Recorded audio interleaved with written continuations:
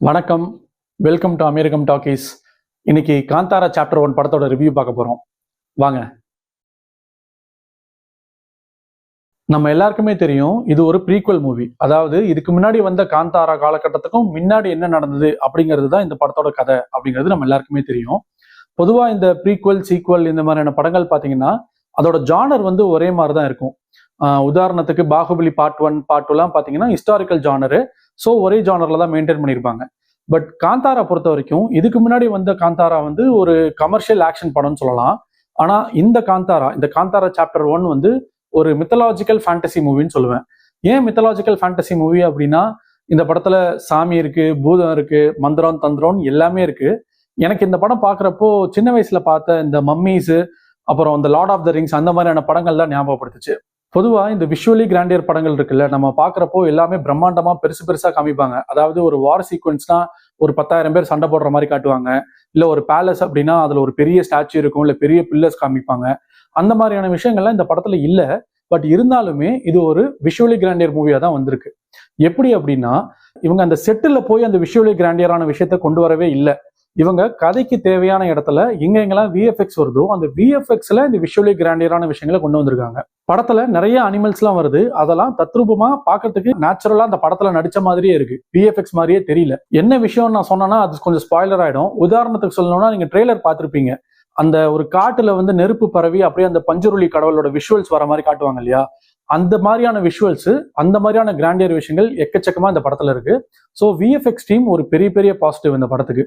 அடுத்த பாசிட்டிவ் என்ன அப்படின்னா நம்ம ரிஷப் ஷெட்டி அண்ட் ருக்மணி வசந்த் தான். ருக்மணி வசந்த் நம்ம மெட்ராசி படத்திலே பார்த்தோம். அவங்களோட அந்த இன்னசென்ஸ் வந்து பயங்கர கன்வின்சிங்கா இருக்கு அவங்க போர்ட்ரே பண்ற கேரக்டருக்கு.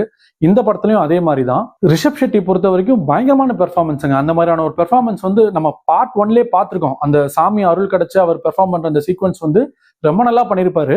நான் அதை தாண்டி எதாவது பண்ணிட முடியுமான்னு எதிர்பார்த்துட்டு இருந்தப்போதான் இந்த படத்துல வர சீக்வன்ஸ்ல அந்த படத்துல பண்ணதை விட 200% அதிகமா பண்ணியிருக்காரு. முக்கியமா அந்த அருள் கிடைச்சு அவர் பண்ற அந்த சீக்வன்ஸ்லாம் இருக்கு இல்லையா, சாமியோட அருள் கிடைச்சு பண்ற அந்த சீக்வன்ஸ்ல அவர் பண்ற பெர்ஃபார்மன்ஸ் எல்லாம் பாக்குறப்போ நம்மளுக்கே புல் இருக்குது. இன்ஃபேக்ட் வந்து கடவுள் நம்பிக்கை இல்லாதவங்கலாம் அந்த சீனை பார்த்தா கூட ஆட்டோமேட்டிக்கா கணத்துல 2 போட்டுப்பாங்க போல இருக்கு. அந்த மாதிரி இருக்கு அந்த சீன்ஸ்லாம். அந்த அளவுக்கு சூப்பரா பெர்ஃபார்ம் பண்ணியிருக்காரு. எனக்கு என்ன ஒரு விஷயம் பயங்கர ஆச்சரியமா இருந்தது அப்படின்னா இந்த மாதிரியான பெர்ஃபார்மன்ஸ்லாம் பண்ற ஒரு ஆக்டர்ஸ் வந்து ஷூட்டிங் ஸ்பாட்ல அந்த சீக்வன்ஸ் வர நேரத்துல யார்கிட்டயும் பேச மாட்டாங்க. அந்த கேரக்டர் பத்தியே யோசிச்சுட்டு இருப்பாங்க. ஷார்ட்டா சொல்லணும்னா தனிமைப்படுத்திக்கிட்டு அதை பத்தியே ஃபுல் ஃபோக்கஸ்டா இருப்பாங்க. ஆனா இவருக்கு அதுக்கான ஆப்ஷனுமே கிடையாது. ஏன்னா இவர் தான் அந்த படத்தோட டைரக்டரும் கூட. ஸோ ஷூட்டிங் ஸ்பாட்ல இருக்கிற ஒரு 100-150 பேர்கிட்ட அவங்களோட வேலையெல்லாம் எக்ஸ்பிளைன் பண்ணிட்டு அதுக்கப்புறம் ஸ்டார்ட் கேமரா ஆக்ஷன் சொன்னதுக்கு அப்புறம் முன்னாடி போய் இந்த 200% நடிக்கிறதுங்கிறதுலாம் வந்து எப்படிதான் அவர் பண்றாரோ தெரியல. பயங்கரமான ஒரு பெர்ஃபார்மன்ஸ். படத்துல பாருங்க உங்களுக்கே தெரியும். நான் இந்த படம் பார்த்து முடிச்ச உடனே என்ன நினைச்சேன் அப்படின்னா ரைட்டிங்ல வந்து இந்த படத்தோட கிளைமேக்ஸ் இதுதான், ப்ரீ கிளைமேக்ஸ் இதுதான், இன்டர்வல் இதுதான் அப்படிங்கிறத ஃபிக்ஸ் பண்ணிட்டு தான் மற்ற சீன்ஸ்லாம் வந்து எழுதிருப்பாங்க போல இருக்குன்னு தான் நான் நினைச்சேன். ஏன்னா இந்த படத்தோட ஃபர்ஸ்ட் ஹாஃபை பொறுத்த வரைக்கும் கொஞ்சம் டிராக் ஆகிற மாதிரி எனக்கு கொஞ்சம் ஃபீல் ஆச்சு. மேபி அந்த சீன்ஸ்லாம் கட் ஷார்ட் பண்ணியிருந்தாங்கன்னா இன்டர்வல் வந்து ஒரு 40-45 மினிட்ஸ்லேயே வந்திருக்கும். மேபி அந்த ஓவரால் டைமிங் வந்து சரியா உட்காராது அப்படிங்கிறதுனால கொஞ்சம் சில சீன்ஸ்லாம் இன்சர்ட் பண்ணி ஒரு 1 ஹவர்ல இன்டர்வல் வர மாதிரி பிளான் பண்ணியிருக்காங்க போல இருக்கு. பட் ஒரு பெரிய ப்ராப்ளம்லாம் இல்லை. அந்த டிராக் வந்து ஒரு ஓவராலா படம் பார்க்குறப்போ பெருசா டிஸ்டர்பிங்கா இருக்காது. இன்னொரு விஷயம் எனக்கு என்ன கொஞ்சம் ப்ராப்ளமா இருந்தது அப்படின்னா சில முக்கியமான இடத்துல பேசுற டயலாகை விட பேக்ரவுண்ட் ஸ்கோர் வந்து கொஞ்சம் ஓவர்லேப் ஆச்சு. அதாவது பேசுற டயலாக் கேட்காம சவுண்ட் ஜாஸ்தியா கேட்டுது. இது நான் பார்க்குற தியேட்டர்ல தான் ப்ராப்ளம் போல இருக்கு அப்படின்னு நினைச்சிட்டு நான் இன்டர்வல்ல போய் கம்ப்ளைண்ட்லாம் பண்ணேன். அப்புறம் படம் பார்த்துட்டு வந்து மற்ற ரிவ்யூ பார்க்குறப்ப தான் தெரிஞ்சது சில பல ரிவ்யூவர்ஸும் இதே ப்ராப்ளம் சொல்லியிருக்காங்க. ஸோ நீங்க படம் பார்க்குறப்போ இந்த ப்ராப்ளம் வராமல் இருக்கணும் அப்படின்னா சென்டரா கொஞ்சம் சவுண்டு ப்ராப்பரா டிராவல் ஆகிற மாதிரியான ஒரு சீட்ல பார்த்து உட்காருங்க.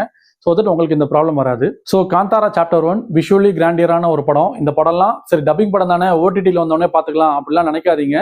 இது லேப்டாப்போ டிவி ஸ்கிரீன்லயோ பார்க்க வேண்டிய விஷயமே கிடையாது. தியேட்டர்ல போய் பார்க்க வேண்டிய ஒரு படம். அந்த அளவுக்கு எக்ஸலண்டாகவும் விஷுவலி கிராண்டியராகவும் இருக்கு. கண்டிப்பா டிசப்பாயிண்ட் ஆக மாட்டீங்க. நம்ம ஃப்ளோக்ளோர் சொல்லுவோம் இல்லையா, அதாவது இந்த கிராமத்து கதைகள். ஸோ அந்த கிராமத்து கதையில ஃபேண்டசி மிக்ஸ் பண்ணி மம்மிஸ் மாதிரி இல்ல வேன் ஹெல்சிங் மாதிரியான ஒரு படம் இந்தியால இருந்து எடுத்தா எப்படி இருக்குமோ அந்த படம் தான் காந்தாரா சாப்டர் 1. ஸோ கண்டிப்பா தியேட்டர்ல போய் பார்த்து சப்போர்ட் பண்ணுங்க.